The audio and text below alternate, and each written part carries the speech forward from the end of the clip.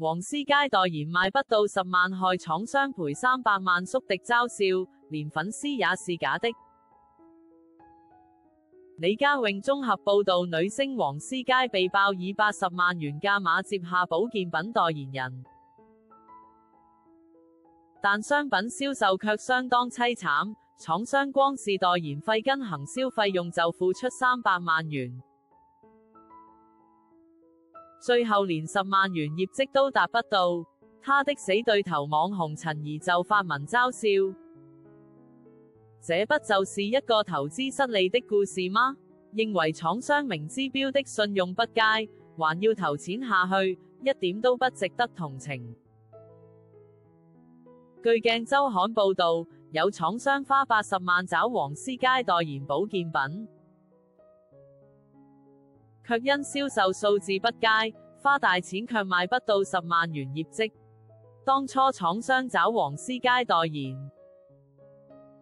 為了刺激買氣，還在母親節前夕辦了記者會，期望以她愛美的形象，為母親節檔期增加買氣，結果卻成為公司成立以來最差的一次。這就讓網紅陳怡發文嘲笑這些台灣廠商自作自受。過去他就多次表示，廠商要找這種爭議人物時就應該自己知道，所有的後果要自己承受。因此他認為這不就是一個投資失利的故事嗎？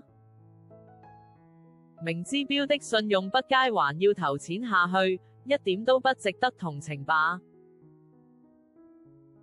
陳怡更表示，黃絲街靠說謊營造假人設翻車後，粉絲的支持也是假的。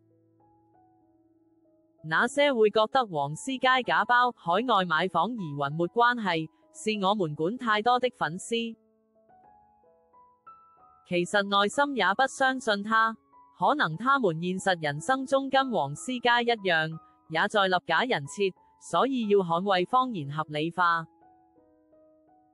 但真要他們消費的時候，還是不會選擇黃絲街代言，這就是最好的證明。